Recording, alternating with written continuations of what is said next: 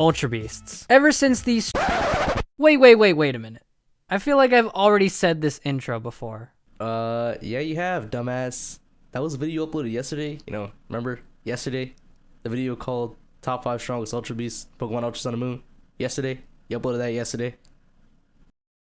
Who the hell are... So yeah, I know I just did a video about Ultra Beasts, but I only got to cover some of these stronger ones. And as you guys know, there are always some Pokemon that are just not as good as some others.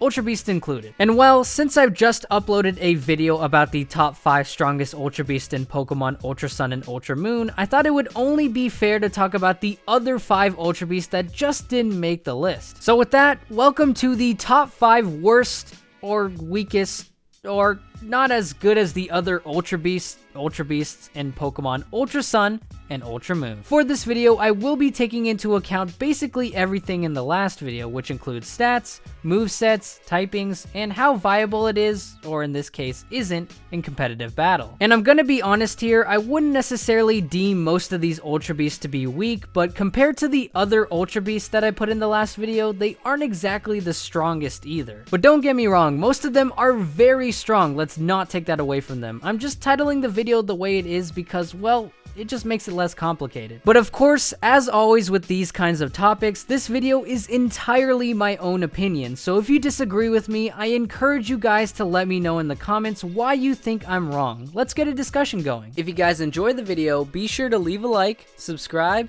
and share this video with a friend. And with that being said, let's get started.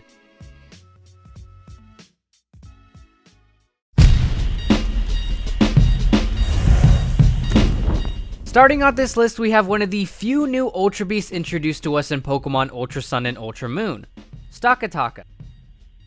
Or Ataka, whichever one you want to go with. I really don't know at this point. Literally, this Pokemon was so freaking close to making the strongest Ultra Beast list that it wasn't even funny. I mean, look at those defenses, man. That's insane. And to go along with those awesome stats, it's also got a pretty decent move pool, the best of them being Gyro Ball, Trick Room, and Stone Edge. And on top of all of that, I should also mention that it functions very well in VGC and OU. But what I think just kept Ataka off my strongest Ultra Beast video is that it's kind of a little situational. Now, of course, one of the glaring weaknesses of this Pokemon has to be its speed being at 13. So with that in mind, Ataka becomes most useful on a Trick Room team or just putting Trick Move on it. And I think it's a little annoying that you have to have that one move on your team in order for it to be its most effective. Kind of a nitpick, I know, but again, this Pokemon was this close to making the other list, so cut me some slack here, please.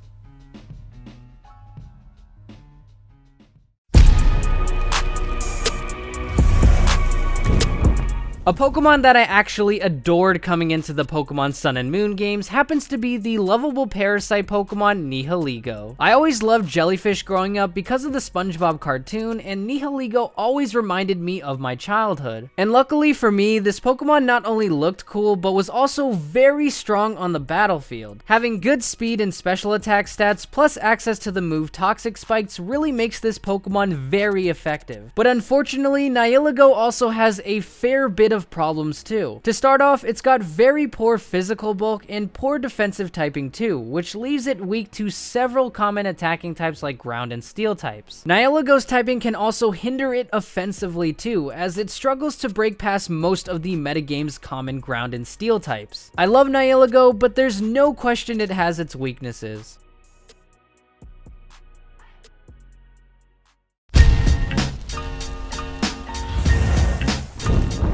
Okay, so I'm gonna be honest here, these next two Pokemon are really interchangeable, but I only put Circuitry at the number 3 slot because of thumbnail purposes.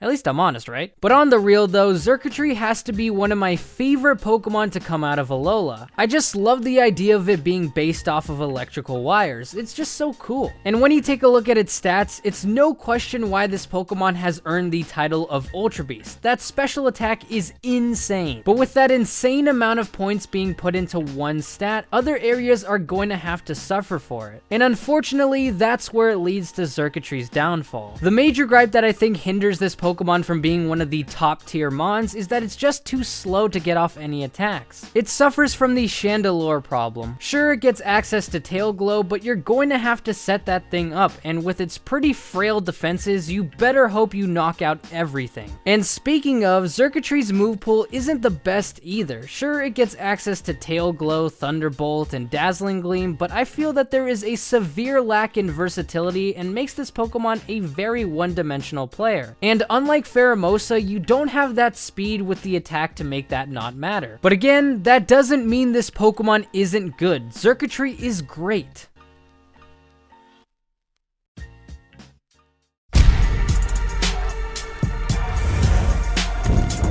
Like I said, this slot and number 3 are both easily interchangeable. But coming in at number 2, we have the swollen Pokemon itself, Buzzwall. Again, like basically all the other Ultra Beasts to come before it, Buzzwall is also a very good Pokemon competitively. It's got great physical bulk, a reliable recovery in Roost, and can key on ground, dark, and fighting types. And Roost isn't the only good move that Buzzwall has, it also gets access to a pretty decent move pool as well. I've even seen sets where this thing works in Ubers. But where this Pokemon falls short is again in its speed stat. But not only in its speed, if the opposing player has a special attacker, you can pretty much expect to get O-code, especially if they have Air Slash. That 4 times weakness to flying types is a real pain in the neck, man. But hey, if you can get past that weakness, Buzzwall is still a great Pokemon.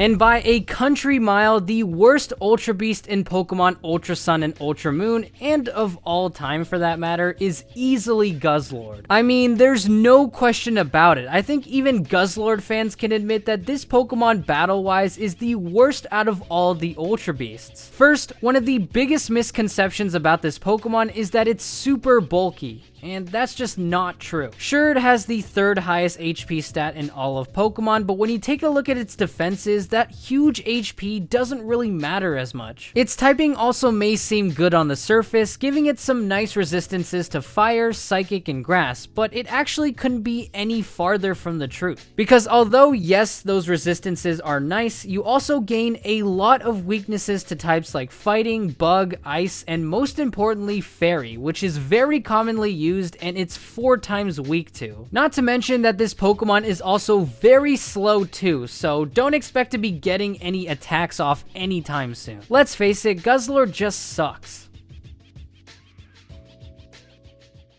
Thank you guys so much for watching. If you enjoyed the video, be sure to leave a like and let me know in the comments section below. If you haven't already, subscribe to the channel and become an Eryizo today. And if you guys ever want to participate in any one of these top 5 videos, I will be asking for your guys' opinion a lot more on Twitter, so be sure to go follow me there. Links are in the description. I also will be updating you guys on when videos come out, so if you ever want to know at the earliest time possible, you know where to go. And if you guys would like to, comment down below which Ultra Beast you think are the weakest. I'd also like to thank my good friend Danekii for helping me out with this video. Without him and his competitive battling genius, I probably wouldn't have been able to get this video done. So be sure to go show him some love. Link to his channel is in the description. If you want to check out the previous video I did, be sure to click the annotation on the left. If you want to see some Pokemon Ultra Sun and Moon videos, click the other annotation on the right. And with that being said, I will see you guys next time.